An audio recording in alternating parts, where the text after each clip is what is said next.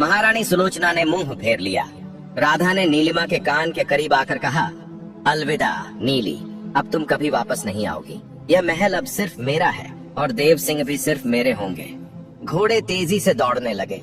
नीलिमा की आंखों से आंसू बहने लगे, लेकिन हरि ने उसके कंधे पर बैठते हुए कहा, रो मत राजकुमारी, मैं तुम्हारे साथ हूँ हमेशा। घंटों तक घोड़े चलते रहे, महल से दूर, गांवों से दूर, खेतों से दूर, और फिर सिर्फ पहाड़ थे, सिर्फ अंधकार, जंगली जानवरों की दहाड़, पक्षियों की चीख, हवा की सरसराहट। सूरज डूब गया, रात अंधेरी हो गई। एक भयानक सुनसान जगह में, जहां केवल जंगली जानवर, सांप और अंधकार था। नीलिमा रोने लगी, फूट फूट कर रोने लगी। उसका शरीर कांपने लगा। हरि ने अपने पंखों से नीलिमा के आंसू पोंछे। डरो मत नीलिमा, मैं तुम्हारे साथ हूँ, हम दोनों मिलकर यहाँ रहेंगे। रात बहुत लंबी थी। नीलिमा एक पुराने टूटे फूटे खंडहर में छिपी हुई थी। शायद यह कभी कोई मंदिर था, अब सिर्फ खंडहर रह गया था। दीवारें मिट्टी और काई से ढकी हुई थीं, छत जगह जगह से टूटी हुई थी, लेकिन अंदर एक छोटी सी जगह थी जहां बारिश नहीं आती थी। नीलिमा ने सूखे पत्तों का एक बिस्तर बनाया। उसकी पोटली में जो सूखा खाना था वह भी ठीक नहीं था। बासी रोटी, कुछ दाल और एक बोतल पानी। हरि ने कहा, आज रात यहीं रहो नीलिमा, कल हम देखेंगे कि क्या किया जाए। नीलिमा ने थोड़ी सी रोटी खाई, बहुत कम, क्योंकि उसे नहीं पता था कि यह खाना कितने दिन चलेगा।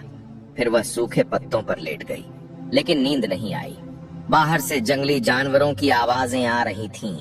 एक बाघ की दहाड़, सियारों की चीख, हवा में अजीब सी सरसराहट।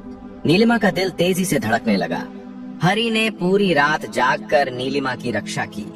वह खंडहर की खिड़की पर बैठा रहा। अगर कोई जानवर आने की कोशिश करता तो हरि उसे भगा देता। जब सुबह की पहली किरण खंडहर में प्रवेश की तो नीलिमा की आंखें खुलीं। सुबह को नीलिमा ने अपने चारों ओर देखा। टूटी दीवारें, अंधकार और बस अकेलापन। लेकिन जब उसने खंडहर से बाहर निकलकर देखा तो सब कुछ अलग था। जंगल उतना डरावना नहीं लगा। आसमान में नीले नीले बादल थे, हवा में ताजगी थी, पक्षियां गीत गा रहे थे। हरि ने कहा, देखो नीलिमा, यह जंगल सिर्फ डरावना नहीं है, यह बहुत सुंदर भी है। नीलिमा ने इधर उधर देखा। दूर एक छोटी सी झील दिख रही थी। पानी बेहद साफ और ठंडा था। चारों ओर विभिन्न तरह के फूल खिले हुए थे, कई तरह के पेड़ थे। नीलिमा ने झील के पास जाकर पानी पिया, उसका चेहरा धोया और तभी उसे कुछ दिखा। एक सुंदर हिरणी झील के पास आई। उसकी आंखें बड़ी और मासूम थीं। नीलिमा ने धीरे धीरे अपना हाथ आगे बढ़ाया। हिरणी को डर नहीं लगा। वह नीलिमा के करीब आ गई।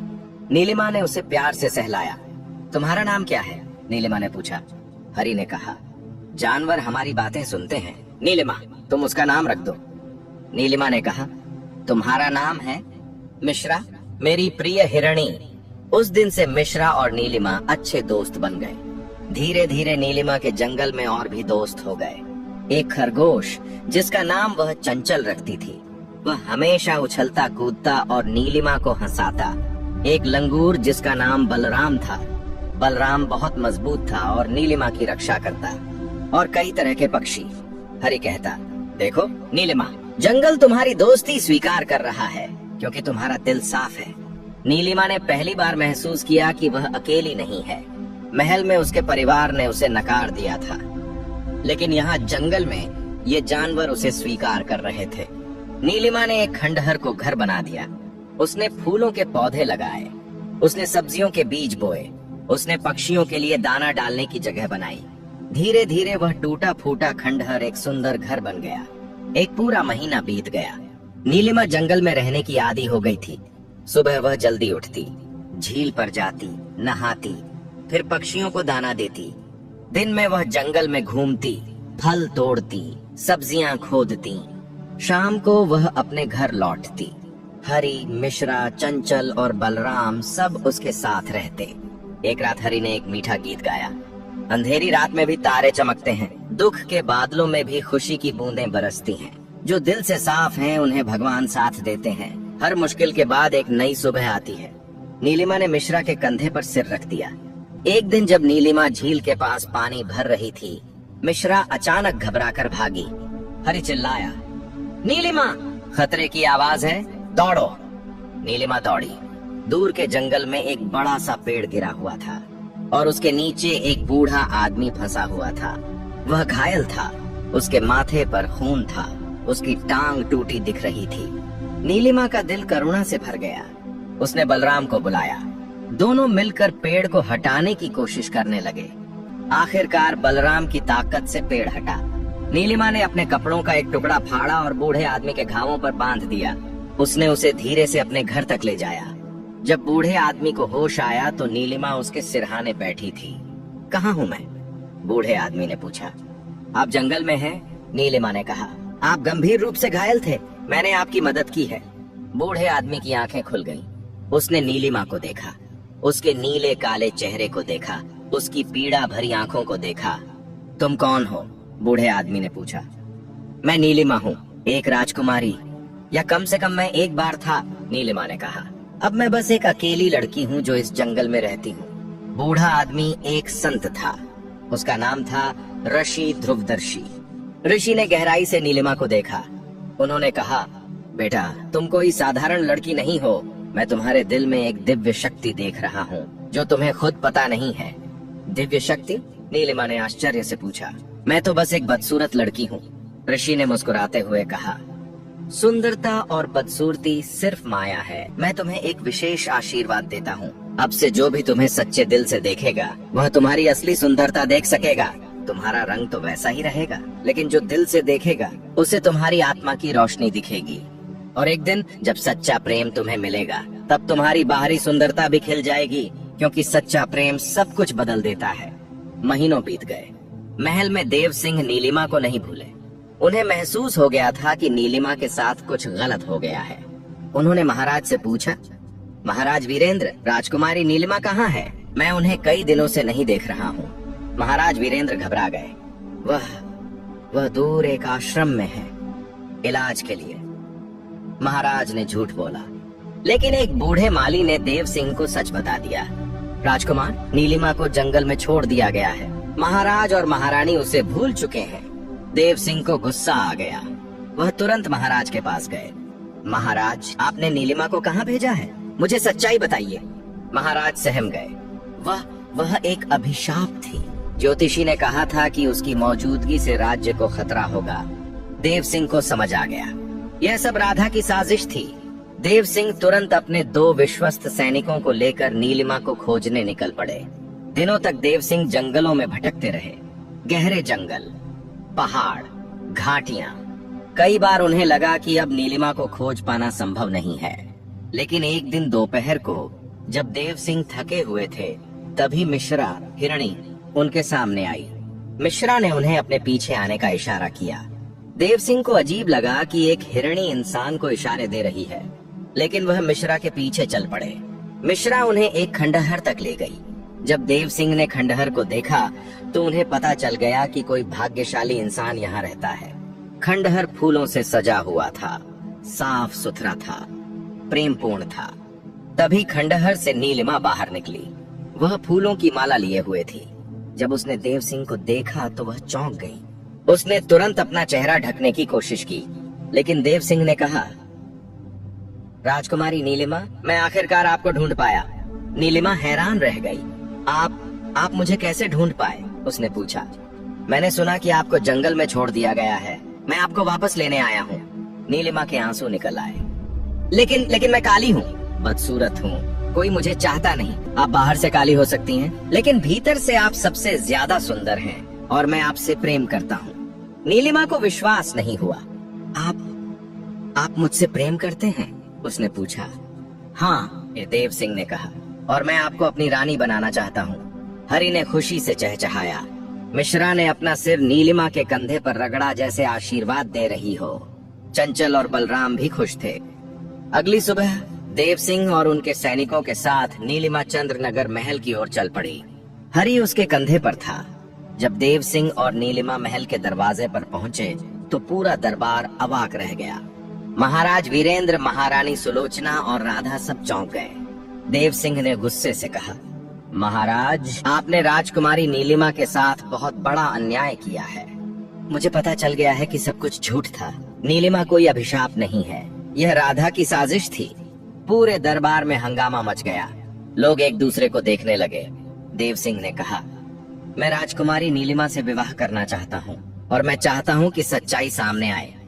हरि अचानक बोल पड़ा, यह सब राधा और उसकी दासी की साजिश है। पंडित शर्मा को पैसे देकर झूठ बुलवाया गया था। पूरे दरबार में सन्नाटा छा गया। महाराज वीरेंद्र को अपनी गलती का एहसास हो गया। उन्होंने पंडित शर्मा को बुलवाया। डर के मारे पंडित को सब कुछ स्वीकार करना पड़ा। हाँ महाराज, मैंने झूठ बोला था। राधा ने मुझे सोना दिया था और कहा था कि मैं यह झूठ बोलूं। राधा का चेहरा पीला पड़ गया। महाराज वीरेंद्र ने राधा और उसकी दासी को दंड का आदेश दिया। तुम दोनों को 1 साल के लिए महल के एक अंधेरे कमरे में कैद किया जाता है, बिना किसी सुविधा के। राधा रोने लगी, लेकिन किसी ने उस पर दया नहीं की। पंडित शर्मा को भी राज्य से निकाल दिया गया। विवाह का दिन आ गया। महल को फूलों से सजाया गया था। हजारों लोग आए थे। नीलिमा को एक सुंदर लाल साड़ी पहनाई गई थी। हीरों के गहने पहनाए गए थे, लेकिन उसका रंग अभी भी नीला काला था। पंडित मंत्र पढ़ रहे थे। महाराज वीरेंद्र खड़े थे। वे अब नीलिमा को स्वीकार कर चुके थे, लेकिन दिल में अभी भी पश्चाताप था। महारानी सुलोचना भी मौजूद थीं। वे भी अपनी गलती को समझ चुकी थीं। देव सिंह खुशी से मुस्कुरा रहे थे। जब देव सिंह ने नीलिमा के गले में मंगलसूत्र पहनाया, तभी कुछ अजीब हुआ। अचानक आसमान में बिजली चमकी। एक तेज रोशनी पूरे महल में भर गई। इतनी तेज रोशनी कि सब लोग अपनी आंखें बंद कर लिए। जब रोशनी कम हुई और लोगों ने अपनी आंखें खोली, तो पूरा दरबार अवाक रह गया। नीलिमा का रंग पूरी तरह बदल चुका था। वह अब नीली काली नहीं था। उसका रंग अब दूध जैसा गोरा था, जिस पर एक सुनहरी चमक थी। उसकी आंखें अब बड़ी और तारों जैसी चमकदार थीं। उसके बाल लंबे, घने और रेशमी हो गए थे। हरि ने खुशी से चहचहाया। यह ऋषि ध्रुवदर्शी का आशीर्वाद था।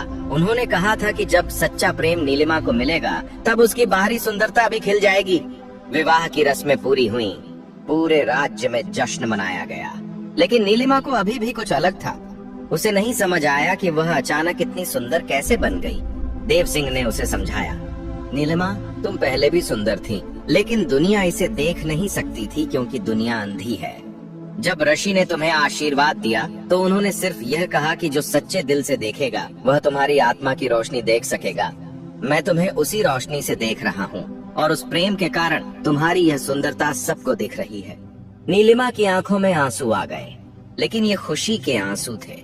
महीनों बाद नीलिमा की बेटी हुई। उसका नाम था आशा, क्योंकि नीलिमा का पूरा जीवन ही आशा और विश्वास की कहानी थी। नीलिमा ने अपनी बेटी को सिखाया कि सच्ची सुंदरता क्या होती है। देव सिंह और नीलिमा का विवाह बहुत खुशहाल था। वे अपने पड़ोसी राज्य वज्रपुर में रहते थे। नीलिमा अब एक महान रानी बन गई थी। उसने गरीबों के लिए भोजनालय खुलवाए, बीमारों के लिए अस्पताल बनवाए, बच्चों के लिए आश्रम बनवाए। लोग कहते थे, रानी नीलिमा का दिल सोने जैसा है। चंद्रनगर महल में महाराज वीरेंद्र और महारानी सुलोचना अपनी गलती पर पछताते रहे। राधा 1 साल कैद रहने के बाद निकली। वह अब पहले जैसी घमंडी नहीं रही। वह नीलिमा के पास माफी मांगने गई। नीलिमा ने उसे गले लगा लिया। मैं तुम्हें माफ करती हूँ राधा, लेकिन याद रखो, सच्ची सुंदरता दिल में होती है। कुछ साल बाद नीलिमा अपनी बेटी आशा के साथ उसी जंगल में गई जहाँ उसे छोड़ा गया था। वह खंडहर अभी भी वहाँ था, अभी भी फूलों से सजा हुआ। मिश्रा हिरणी अभी भी वहाँ रहती थी। चंचल खरगोश अभी भी उछल कूद करता था। बलराम लंगूर अभी भी मजबूत था और हरि अभी भी नीलिमा के कंधे पर बैठता था। बेटा देखो, यह वह जगह है जहाँ मैं अकेली थी, जहाँ मेरा कोई नहीं था, लेकिन यहीं मुझे मेरे सच्चे दोस्त मिले। यहीं मुझे सच का पाठ मिला। आशा ने अपनी माँ को गले लगा लिया। माता, आप बहुत बहादुर हैं। नीलिमा ने मुस्कुराते हुए कहा, नहीं बेटा, मैं बहादुर नहीं हूँ। मैंने बस कभी हार नहीं मानी। मैंने विश्वास रखा कि एक दिन सच्चाई सामने आएगी, और वह दिन आ ही गया। याद रखो बेटा, अगर तुम्हारा दिल साफ है तो भले ही पूरी दुनिया तुम्हें नकार दे, भगवान तुम्हारे साथ होगा और एक दिन सब कुछ ठीक हो जाएगा। दोस्तों, मुझे उम्मीद है कि इस कहानी से आपको कुछ सीखने को मिला होगा। अगर वीडियो अच्छी लगी हो तो वीडियो को लाइक और कमेंट में जय माता दी अवश्य लिखें। हम आपसे मिलते हैं किसी और नई वीडियो में। तब तक के लिए अपना ख्याल रखना। जय माता दी।